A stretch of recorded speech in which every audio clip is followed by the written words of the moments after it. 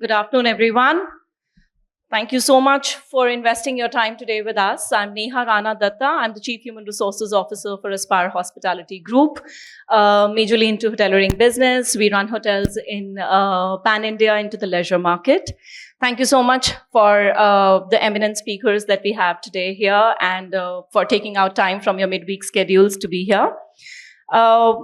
Well, the goal of this panel discussion, I would say that, we want to all go back with a new thought, with a new perspective, and probably a new strategy, that we all can go back and implement with our businesses successfully.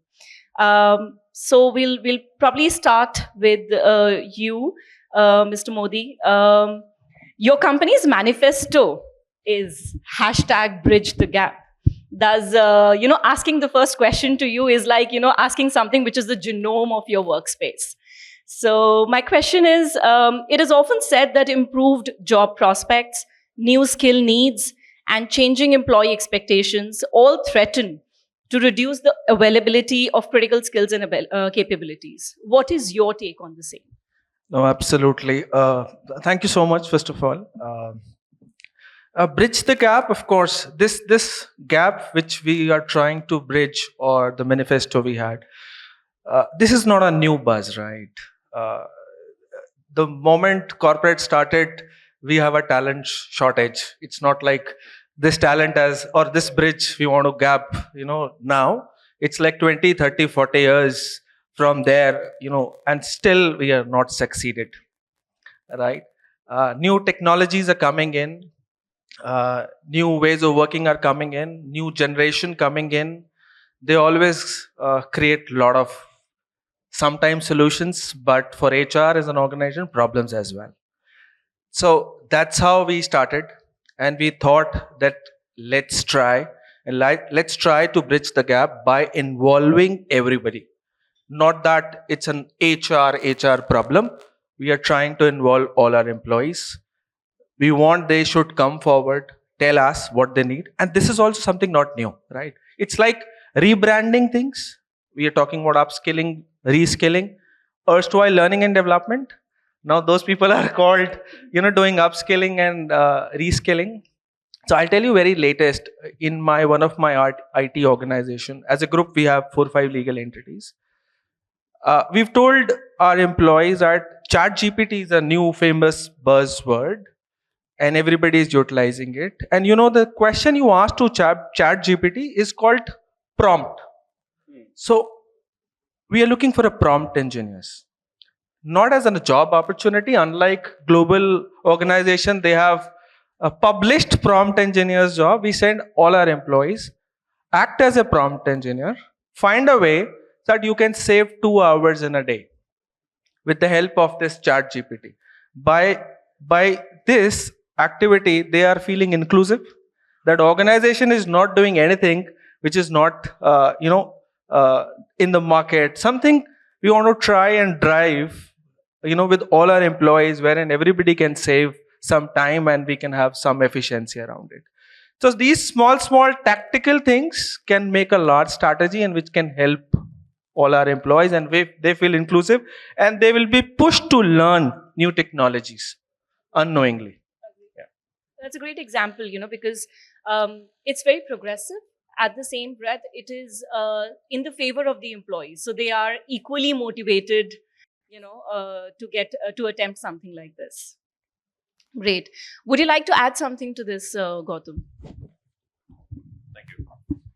Hi, all. I think, first of all, thank you for inviting here and being part of it. I think a lot of landscape is also changing. If you look around, the industry is moving on. There is a new industry which is getting created.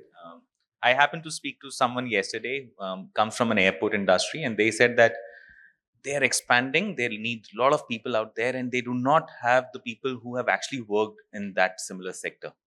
Okay, and they do not know where to get it, how to solve the problem. Okay, so definitely, I think the kind of growth story what India is showing, the kind of new sectors which is emerging, the way the technology is evolving, a lot of new skills which is required, and hence there is always a skill which we feel that there is a gap around.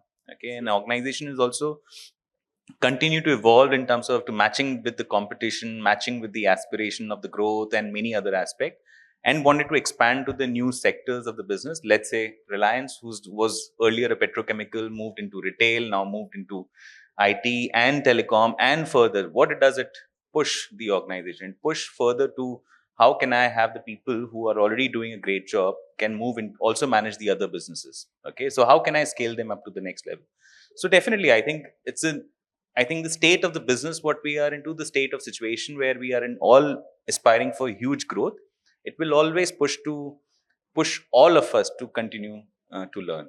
I think that's one. I think the interesting piece is going to be obviously that how we do not limit any person, okay, or any individual that whatever academics we have done, that's enough for our education. There has to be a continuous journey in terms of a learning throughout their career, okay, and that is where we have seen the success mantra for everyone, right? So we are all learning with each other, and while we talk, whether off the board or on the stage, listening to each other and understanding that what you guys we all are doing in our space to as a best practices, what we can actually adapt those. I think so. Yeah, there are many things which is happening around.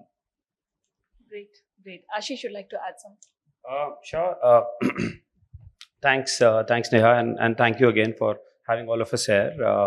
I think very prominent points. The only thing I wanted to add probably is that, of course, these changes, are imminent. We can't really run away from these. What we are focusing specifically is, and not just in the organization, but also when we go out and advise other organizations, is that you need to balance the build versus buy, concept. It's very important. What exactly are you capable of building? When I say building, obviously it means upskilling people internally. And when you talk about buying, what exactly are the things, be it technology, be it resources, not the best word, but people outside. So you need to balance. You need to balance and see what's the need. Do you have the skill set? Because sometimes we do push employees too much to upskill, and sometimes you have to see that capability, the competency, the background, is it there? And I think probably I'll talk later about it, but like you have the EQs, the IQs, you also have the LQ, which is the learning quotient, and that's primarily more around the ability to either learn or unlearn both. And I think that's very important in these days when it comes to figuring out how do you balance build versus buy. That's what I wanted to add. Thanks, Nat. Absolutely. Very well said, Ashish. I take the liberty, we were having this conversation, as the panelist and the moderator on WhatsApp yesterday. And Mr. Gupta pointed out something very interesting, and I take the liberty to read out exactly what he said. And he says, technology has radically changed the way we learn. The question many times is not how organizations can reskill or upskill, but how as we as individuals remain relevant and employable in today's ecosystem. Hyper-learning and self-directed learning is an imperative for both organizations and individuals. Ultimately, the key competency is not our skills, but how fast we can learn new skills and realize them at the workplace. So I'm sorry if I twisted this, but I think it was great. When I was going through the set of questions which we were obviously scheduled to ask and everything, and when this perspective came my way, I was it gave me a minute to think and said that oh yes, we are actually again and again pushing on reskilling, upskilling, and what about being relevant? Would you like to share your thoughts? Absolutely. I think I slightly want to give you the background as to why these issues came up. What is happening is that we train our employees, our leaders, the same way we train our children. So we still call it pedagogy, right? Where pedagogy is for younger children. And as we grow, there is a difference. The first fundamental difference is that there is a self-motivated learning. I mean, I can ask you, okay, today you are let's say, manager. I want you to become a leader. So you go through 1, 2, 3, 4, 5, 6 competencies. You should know negotiation skills. You should know commercial skills. And then we put you also into a role where you can play. But like Ashish said, organizations now don't work that way. It is easier for me to hire a leader who brings in that set of competencies than trying to force fit a person within to that. So, from the organizational perspective, that is point number one. Point number two is that as organizations, we rarely. So, what we do, like for example, my growth has always been in Reliance, moving from one place to the other, taking up new roles. How it has been happen? Okay, Arup, what are you doing now?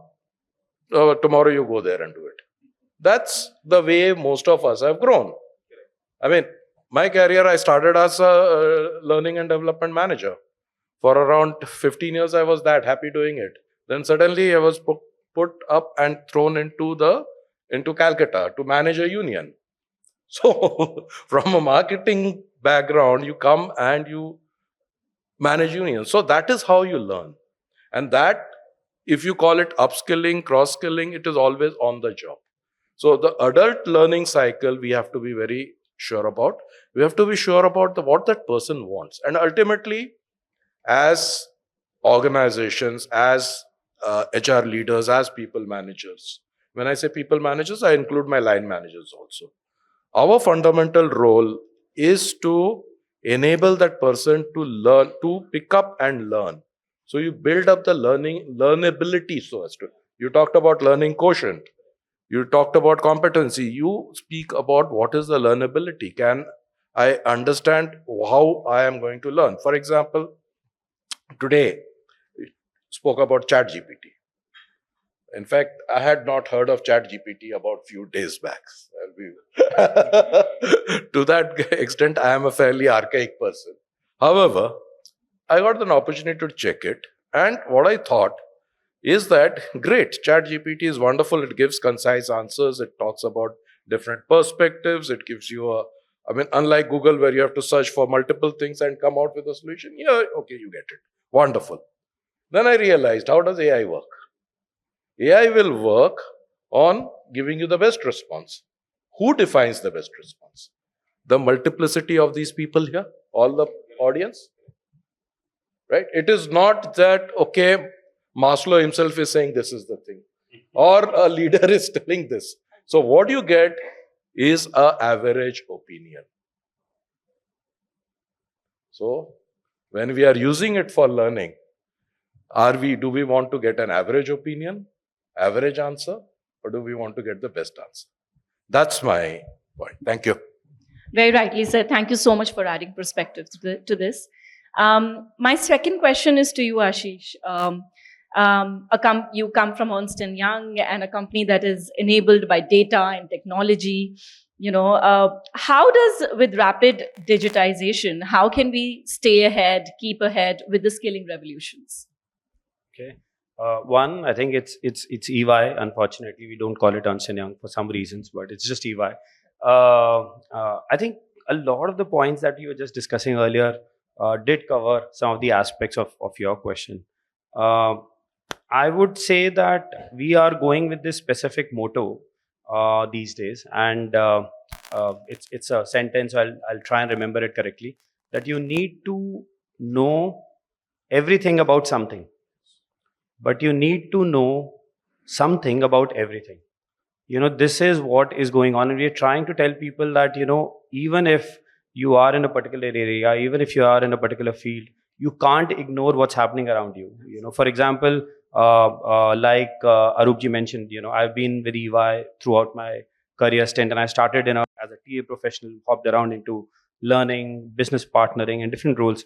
What I have realized is that the only way and the only reason somebody could grow is not just your organization, your function, but if you have an awareness of what's happening around. And I believe that's probably the most important bit at this time. Of course, having said that, it could be too many areas about attending conferences like this. Such a great opportunity. This is how you learn. Making sure people attend forums, making sure people attend conferences, their ability to network, sharing your own network with your counselees, your juniors. I think that really helps. Probably some of the other things were that I jotted down earlier was developing that specific learning mindset. I think that's very important. And I think Arupji was just mentioning about it, that one is that the learnability, as you mentioned, it's not easy. It's not easy. You need to prepare people and you need to tell people that there is something in it for you. Only then do you make that move. So yeah, I would say that we go with the motto. And I think a lot of the points we covered sort of do add in. But yeah, I would stick to these two for the time being. If anybody wants to add in. I can add in. I think another aspect when I see it personally is creating a need. So if there is a need to do something and you push that, you will find a lot of people, their learning curve is very steep, right? So whenever you do something and you give them some task or any larger purpose, so if there is a need to learn something, that person will do everything to learn. and and honestly, these days everything is available. As you said, ChatGPT is a classic example. Asking a right question is also a learning thing there. So there is an old line, garbage in, garbage out, that is applicable still today. That is still applicable today. So you ask a right question, you ask a right prompt, and you get a right answer. That is what I think my purpose or my job is as an HR head, that all the time I should create that need and hunger to an employee or something they have to do, so they've been pushed to learn. I know it's a self-paced, self-learning, but as an organization, it's our responsibility as well that they should have that clean canvas and they should know what to draw. Don't tell them that they should draw on their own, right? So they should know. They should know the way. Then they can take a right decisions. Yeah. That's okay. Agree to that very much, Dheeraj, because obviously intention of the person who wants to learn is important, but obviously direction is equally important. If there is only intention and no direction, there's absolutely no results coming our way. My next question to you, Gautam, what kind of support do organizations require to ensure that they're able to keep up with with training their employees? Well, I think simple, but again, very critical. Definitely one is the financial support. Yeah. Organization should feel that, okay, it's not a cost, it is an investment which they are doing it. So that is one thing which is very, very important. Okay. So that it's that investment which is happening, the people which will give us these people which will make them motivated, not only in the form of the output of the work, but also make people learning. And this will also take the intellectual level of the employees to the next level. And that will keep them excited and continue to retain. Okay. Second piece is definitely a management support. Okay. Irrespective, whatever thought process, design outlook, which we put across, whatever belief I do. Okay. And the management doesn't feel that it is important, they will always put that into a second bucket and say that, stop this, please focus on this project. Okay, that's second.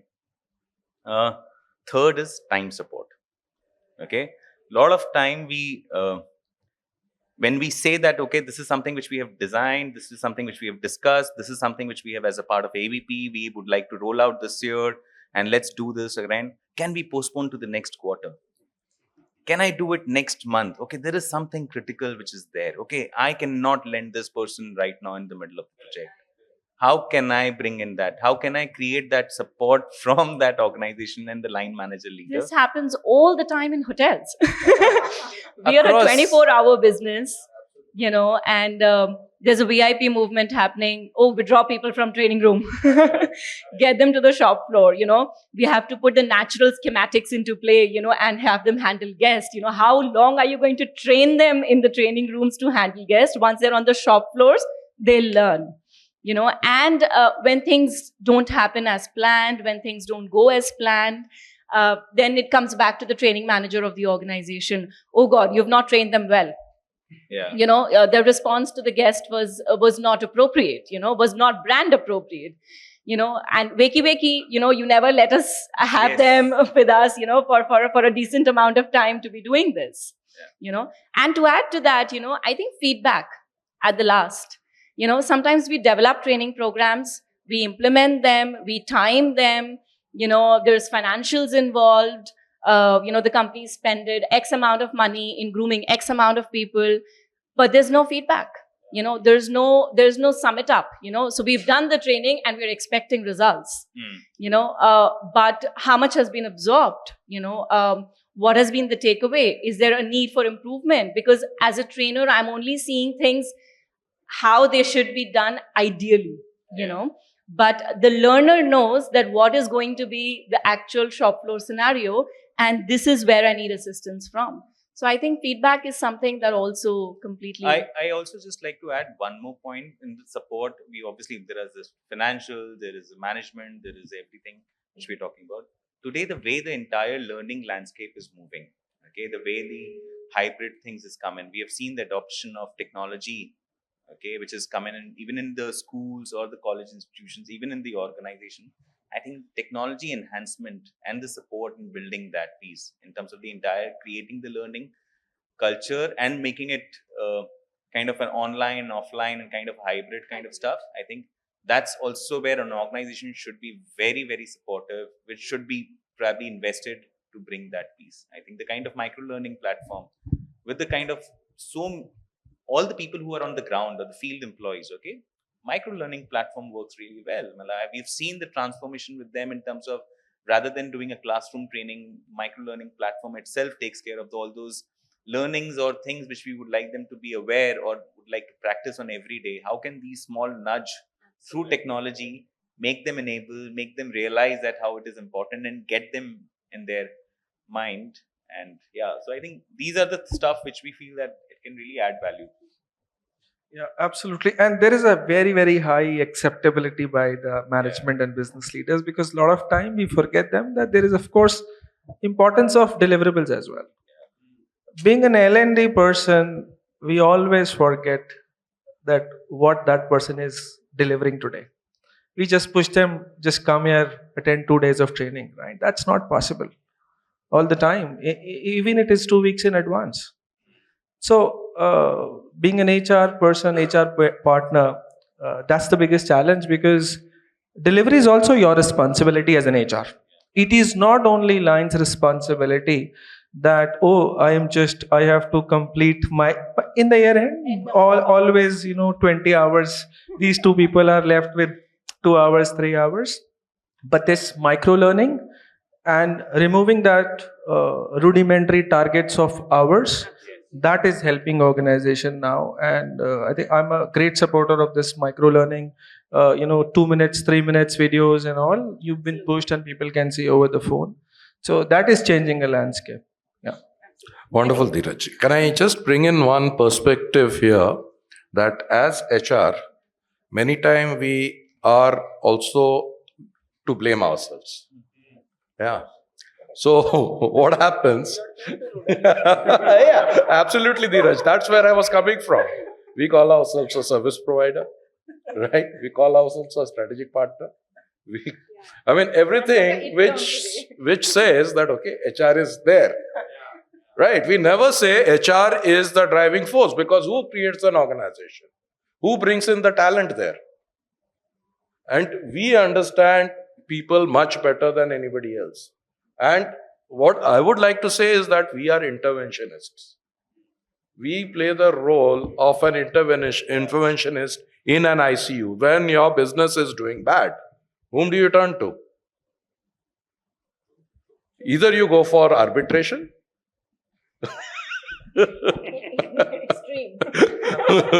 or you go say, what's happening? What's wrong? Can we wake the people up? In fact, that is the first thing which we do. Can we wake the people up? Can we tell them where we are? What do we want to do? Can we remove the CEOs?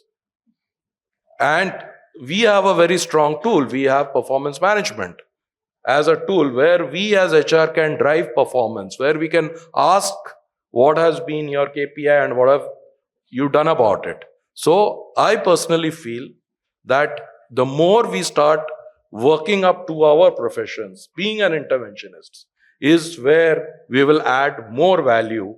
And that's where the development, the training will come in, because that's where HR will not be just human resources, it will be human enablement. It will be looking at how do I create a talent inventory for the organization? How do I grow talent? Because today, whatever you see, everything is common. Ola does something, Uber does the next day. So every best practice is gone as a next practice in within minutes or seconds or even before the thought has come and done. What you need to do is to create a set of creative people, create a set of people who are risk takers, have owners to lay off and allow the professionals to start looking at how it is going to help. Absolutely. And taking a clue that what HR does today, what is our responsibility? It is about the face of the organization you're working with, right? I am working with a group of companies. One is an IT company, they're just 3-year-old. For them, the growth is the need. So they find myself as a growth enabler. Another company is just 1 year, we are working on hygiene. For them, I'm just creating process and policy. Another company is 13-year-old. For them, I'm a support organization or a partner organization.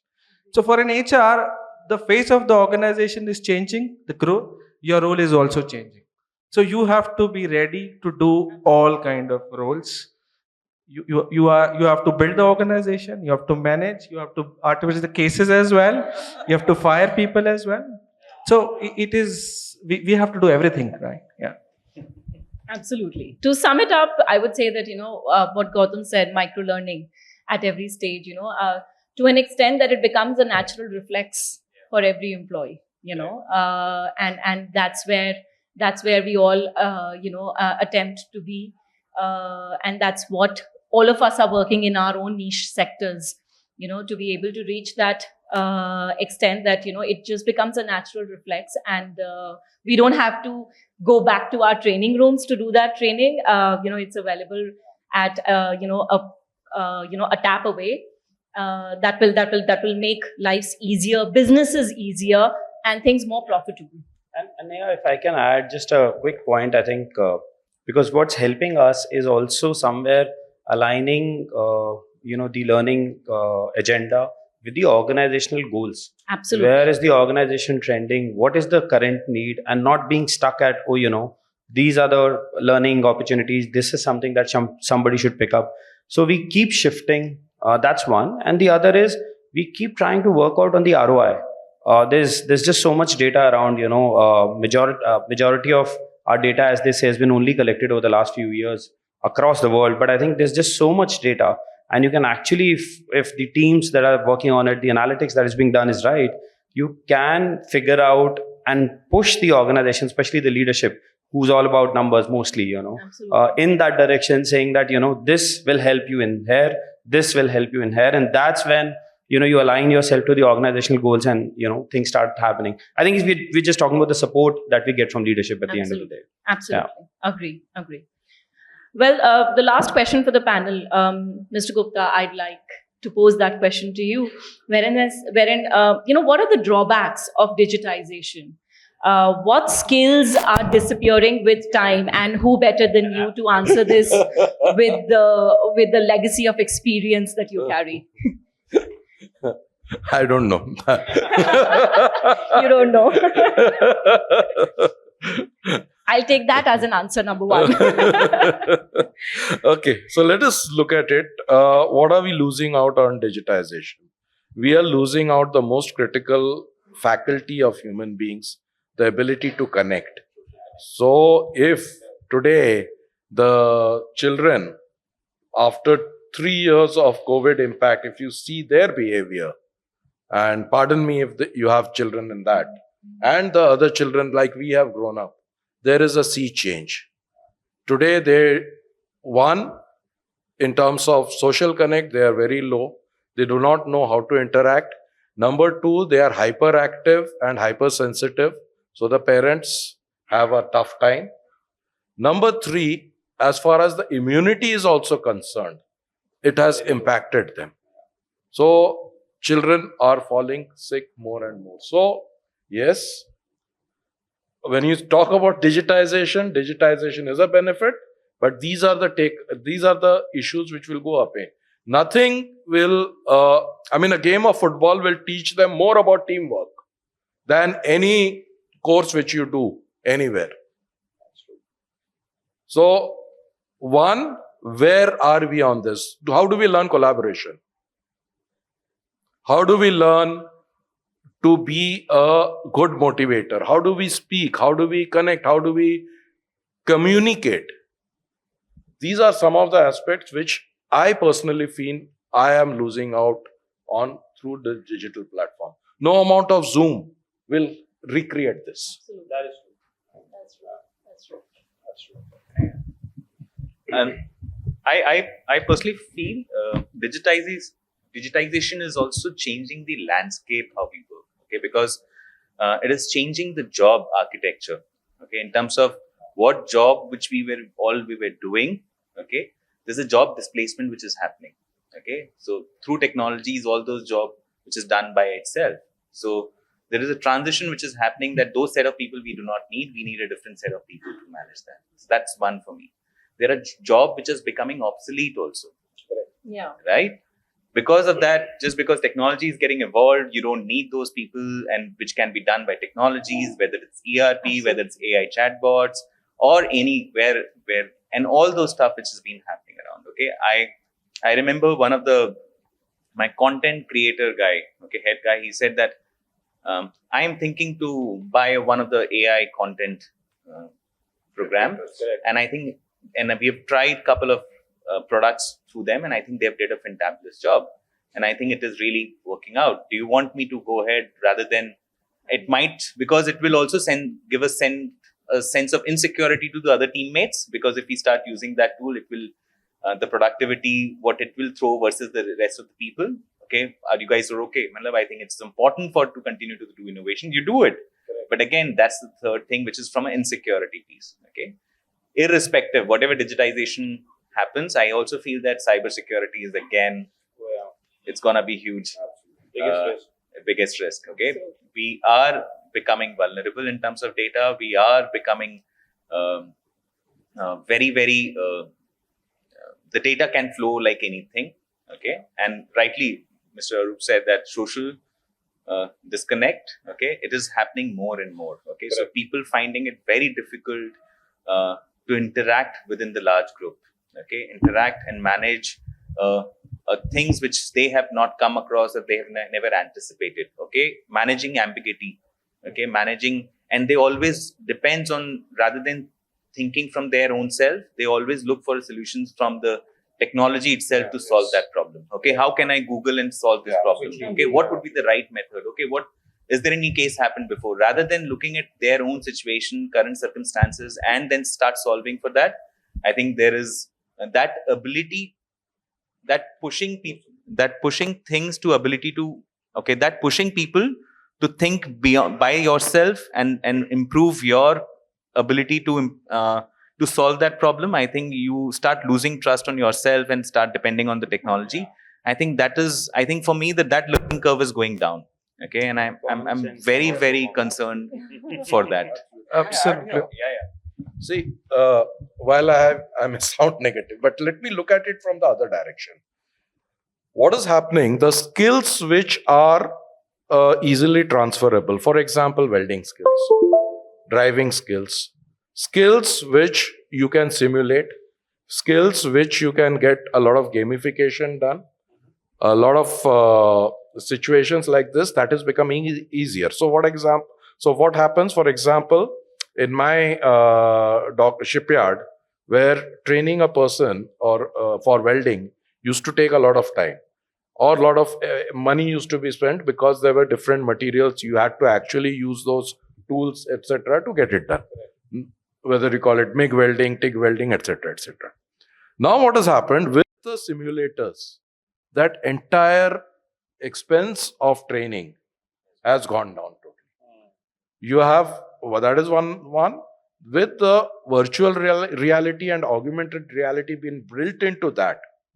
It has created an environment where I can train, certify almost around 3,000 people in a span of 1 month. So that's the type of benefit which I have got. So yes, There are digitization as far as certain skill sets are concerned. And there are other skill sets which require interaction, which require leadership. So we have to be have our own wisdom on how to use it where. Thanks. That's what, if I rephrase it, while you hire somebody junior, you focus on objective skills, right? IQ. But now when I go and hire a leader, 90% of the time is to focus on EQ now. Because other things can be trained. This EQ thing is missing today. And for all my leadership position, that is our focus 80% of the time, that how has he handled situations, EQ. So that is the most critical thing today. I think Neha, just to add, I think one point which I think we didn't cover is the information overload. And I think with what's happening now, it's just crazy. I mean, the amount of, I won't go only to spam, but I'm saying in general, the information overload about anything.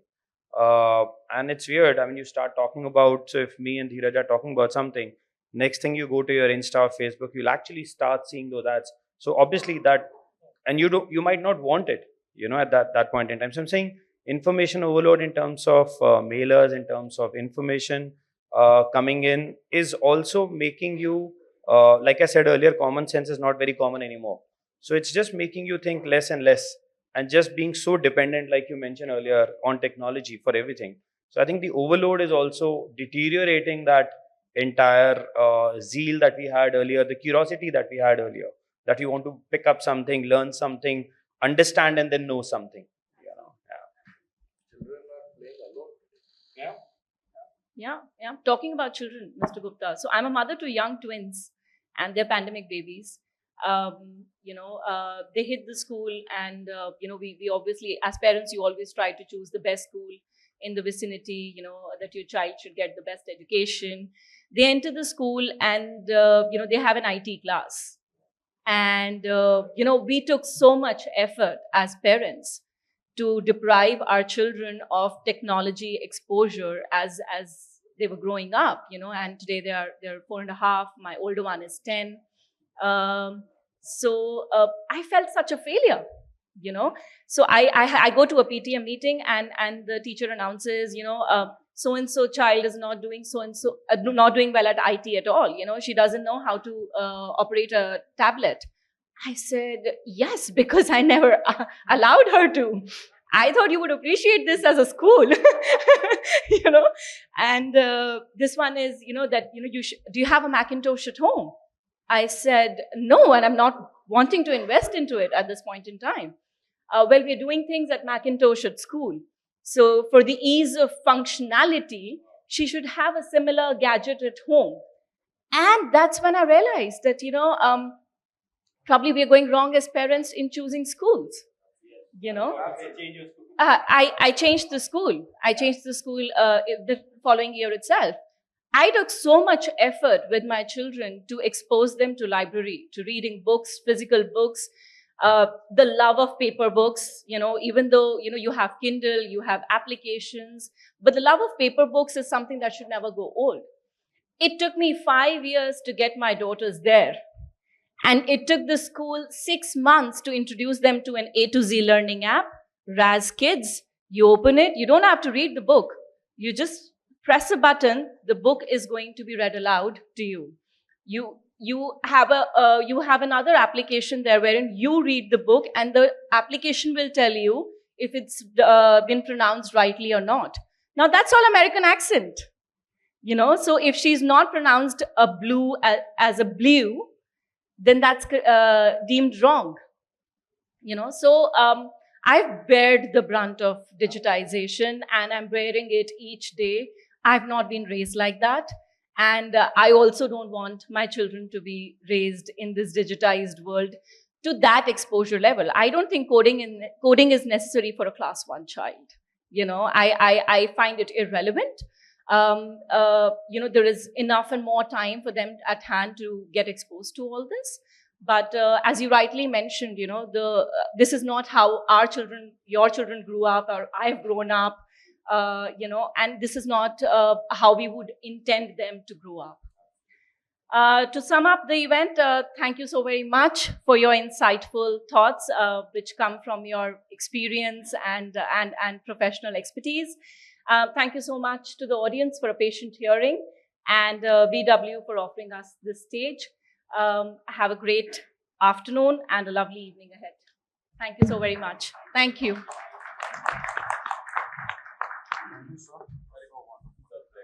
Perhaps before we thank you for your time, we do have some time to open the floor for question and answers, if you'd be willing to take a few. I missed out. I'm so sorry.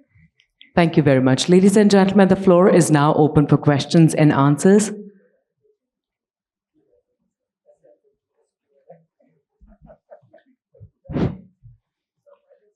Hi, good afternoon, everyone. My name is Roshan. Neha, you talked about training not getting feedback. And I've also seen that most of the training that happens within the training rooms remains within the training rooms or just travel up to the participant at the max.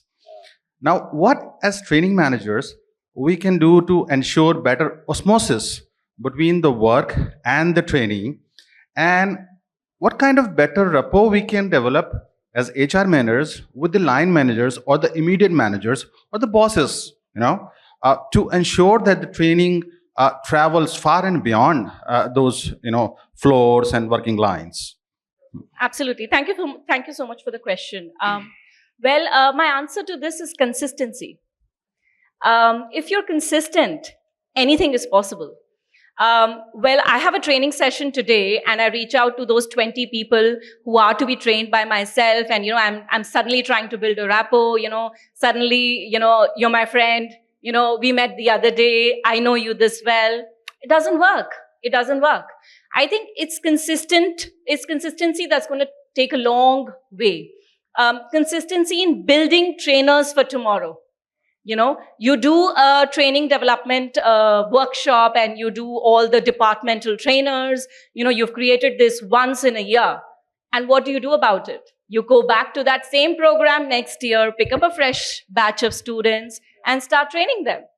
Instead, what are we doing with the already trained departmental trainers to keep them consistent and to keep them relevant?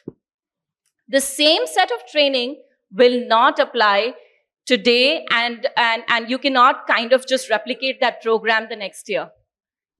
So I feel consistency and being relevant is going to play a very key role in ensuring that we have a 360-degree impact. Number one, there is effective absorption of training across levels.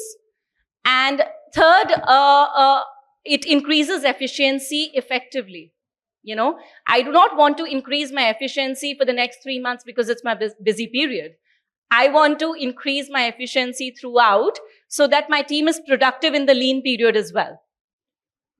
So my answer to that is obviously consistency and being relevant. So let me flip around the question. Let me ask it from the organizational perspective. Sure. What better mechanism can the organization adopt or come up with to ensure that the learning travels and it's propagated to its desired effect?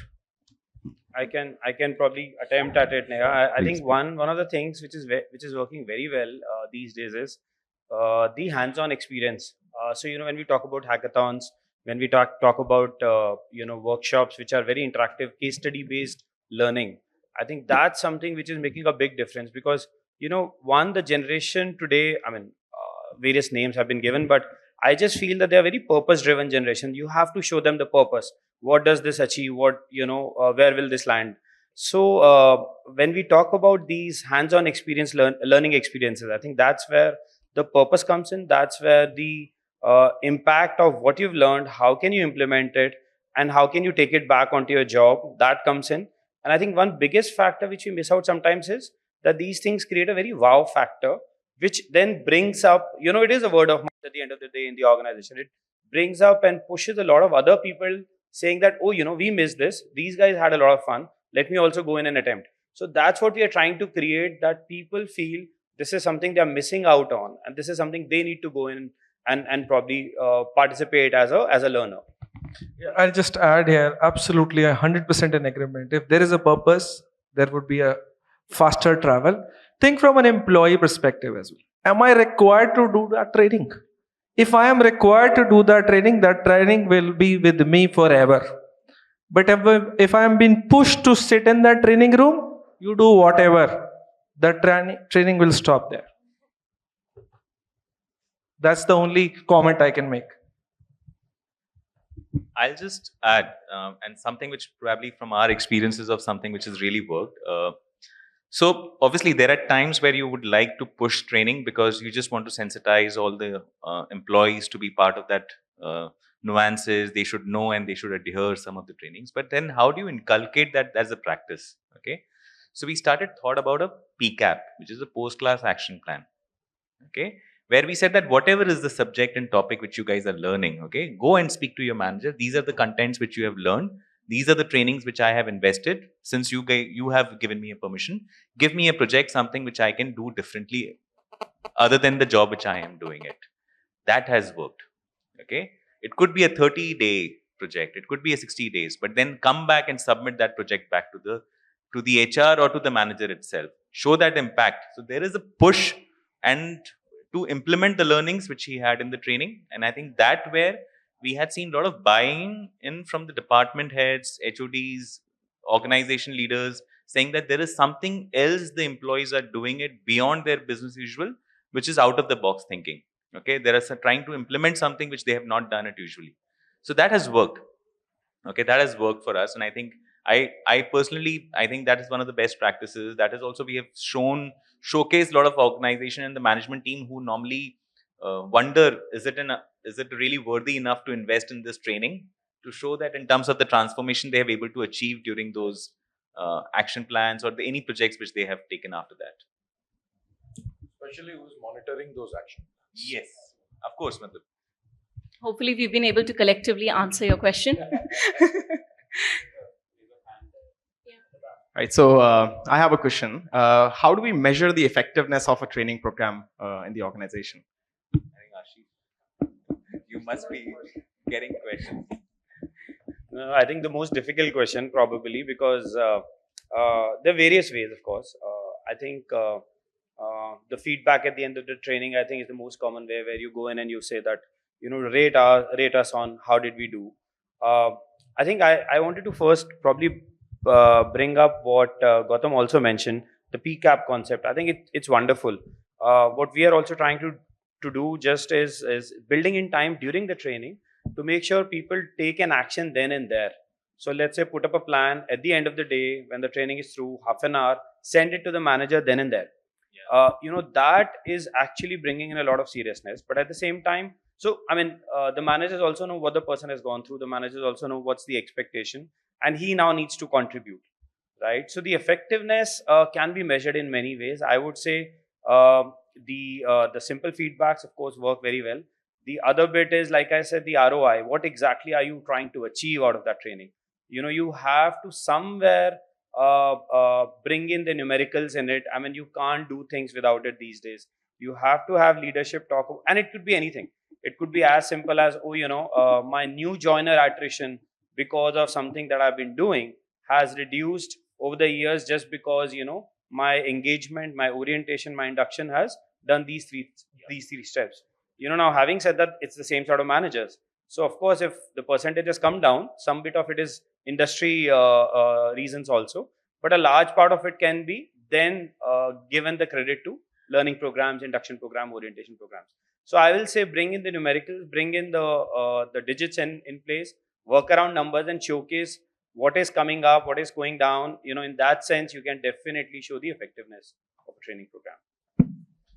Yeah, I'll add here, there are long training program as well for 30 days, 45 days. If I represent a software organization, right? Let's say there are a few people, there are a few employees, they're working for 1 year. Now we need to make sure they work on a .NET. You train them for 1 month and now they are on a production floor. And then there is an assessment after 3 months. You will find out that 30% of the people are not able to pass. So this is not a problem for those 30% of the people.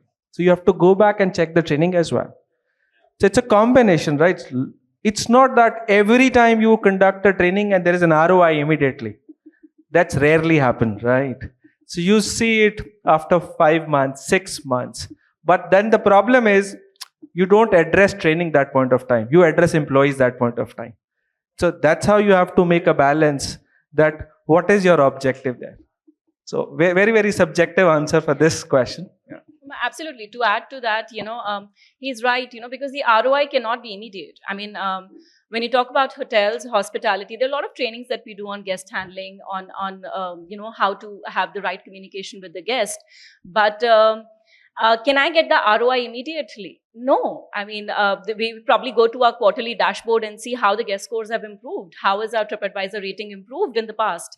How is our guest scores in comparison with our competition set?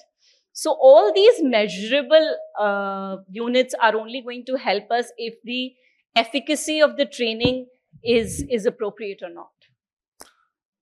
So, every program or project which you do has a list of objectives. And as has been rightly said by Ashish, you have to quantify that objective in terms of what is that. It could be anything: engagement, attrition, your attendance. It could be anything. Just try to quantify it for yourself.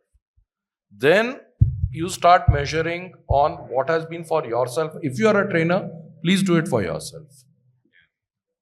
And do it immediately after 3 months of the program and after 1 year of the program. There is a model, Kirkpatrick's model is there, which talks about training, intervention, things like that. Of course, you can read that. But what I'm saying is immediate, what is the affective level, what is the reaction level, and what is the retention level. These 3 levels you have to look at. Thanks. I think we have a lady out there. She's been trying out. Hi, good afternoon, everyone. I'm Purna. There is something that I want to understand from your experience. Today there's a lot of temporary workforce, there's gig workforce, there's younger generation who have a very small, career tenure. So by the time we invest in the skills of the workforce, you see that they have attrited or they have moved on from your organization. So I want to understand from your experience, how do you deal with these challenging situations? And the business is always behind the HR that what's happening, I'm not getting the right talent, but you are putting in efforts, but it's not helping out. So how do you deal with this workforce? How do you deal with these challenges? Anyone could add. Can I stay invested? Just stay invested, continue doing right things, okay? And it'll work, okay? Not doing anything just because people are leaving, that'll be a bigger mistake to do that, okay? You have to stay committed for your employees first and then expect from them to stay committed. It cannot happen that a person will stay for 4 years, then only you will invest in him, okay?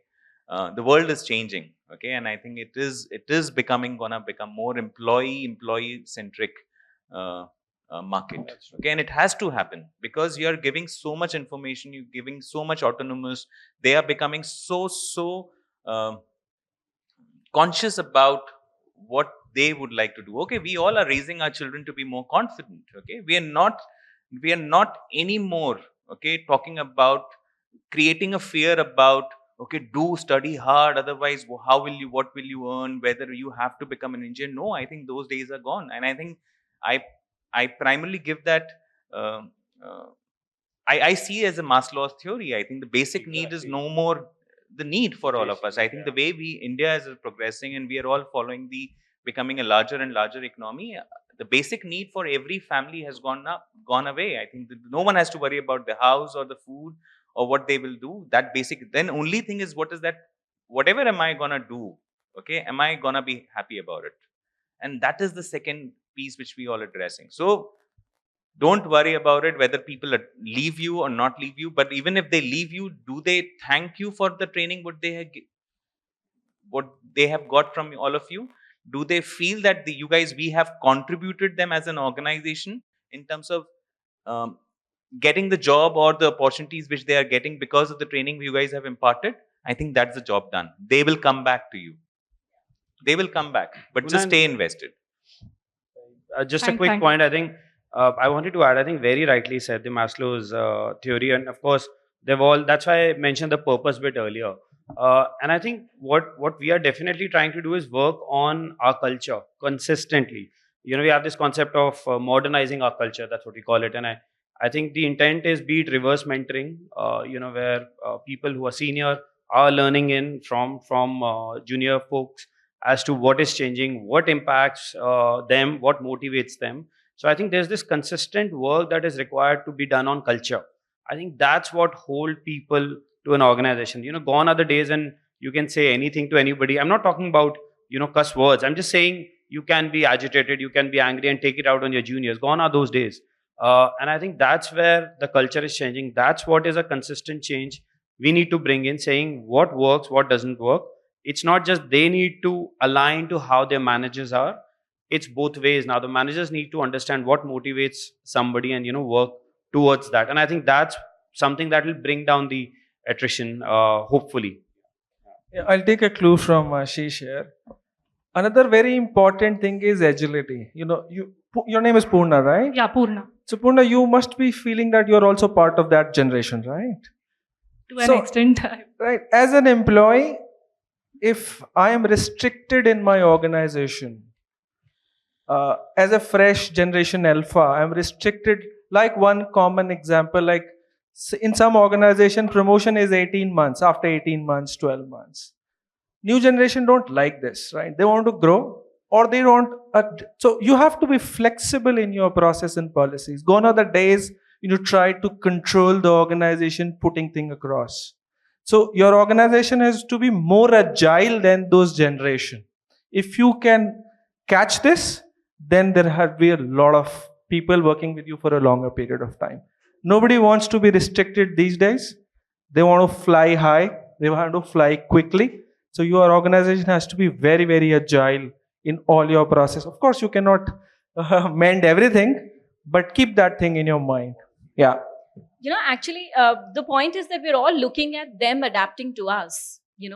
We have to adapt to them. The resilience has to be shown more from the employer side than expecting resilience from the employee only. Gone are the days that people would want to continue in the same company for 10 years, 20 years. I know of many, who have joined a company and retired from that company. And the zillennials today, as they call it, you give me a better opportunity in the next 12 months, or else I have another opportunity waiting for me at the doorstep. So the resilience part has to be more towards employer side. Like Gautam said, to be consistent. To continue investing. To be committed to what we are trying to do. Yes, we have to stay committed, we have to stay consistent, but you cannot expect all resilience from employees only. Just add one more point. I think a lot of times organization feels that we have to train bottoms up. Okay, ideally the moment you do up to bottom, I think that there you will have a better half of things will be solved. I think people will not ask these questions. People will not have these doubts because they will see themselves the impact of those learning interventions around. Well, as we move forward, I must add that in a very, very, very long time, we've come across a panel with such luminaries who have so much knowledge to impart and such a wonderful audience who's paying attention, who have questions. With the same, we'll be taking up one last question for this fantastic panel. Thanks. My name is Deepa. Dheeraj, I have a follow-up question for you.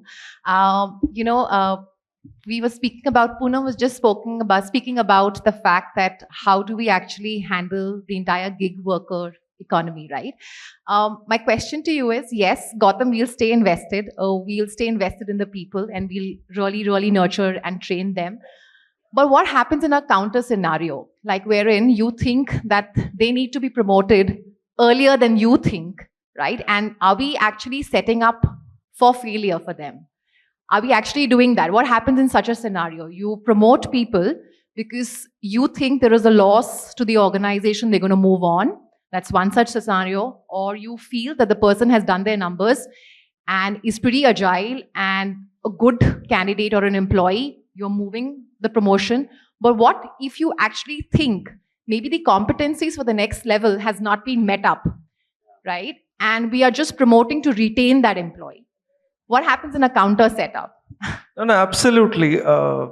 There is always be a situation like that, and not for a generation alpha. Even baby boomers are also think that they are the CEOs, but they never became CEOs, right? So this is not a problem with them. There is always an expectation gap, and there is always a collateral damage.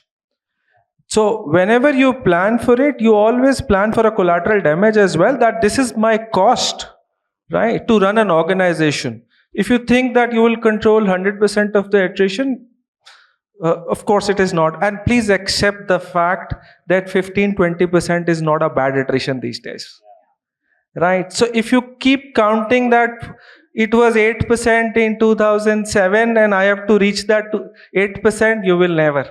Don't underperform. Change your KPIs there as well. So it's a combination. My example was just not a promotion in terms of titles and compensation. My promotion was also for a role change. Those things also. So combination of those things definitely help us.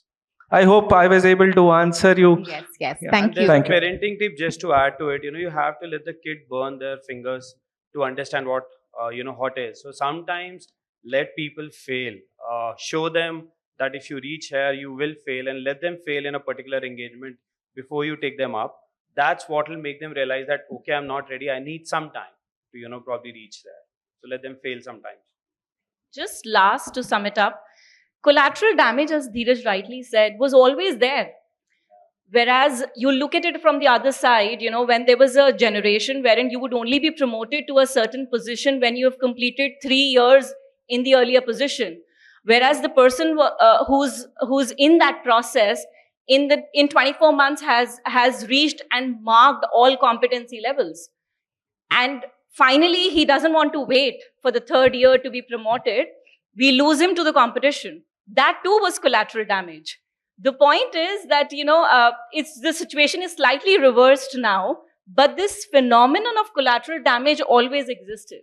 We would lose talent to the industry because we were not able to promote them within the system due to our strict guidelines. And plus, the expectations have changed completely. Even that is changed. You do not have the same set of expectations applying to you which were applying to you about 10 years back. The expectation has changed. There's technology that has changed. There is various interventions that you have during the course of a life cycle of an employee in the organization, which was not existing earlier. Thus, competency markers can be met earlier in today's generation than in the previous generation because of availability of technology. So, adding to what Neha mentioned, is also that we as HR, we have to find creative solutions for this. Not everything is a designation change or a compensation change. How do you create new roles? How do you carve out roles? How do you give that person some more learning opportunity so that person can find that he is able to contribute better? Are we having those one-to-one discussions? Are our line managers having those discussions? Okay, what do you want to do next? How do I help you going there? It helps in also if, for example, you are able to outplace them. There's nothing wrong in that. Gone are the days where, when I joined, we were into a cadre building. 100, 200 management trainees, GETs would come. They will grow in the organization, become general managers, and some could become chairman and leave. So that was also a setup. Today also there is a setup. And what is happening is people are impatient. So you have to accept it. If you want talent, the impatient will be more talented than the others. Thank you.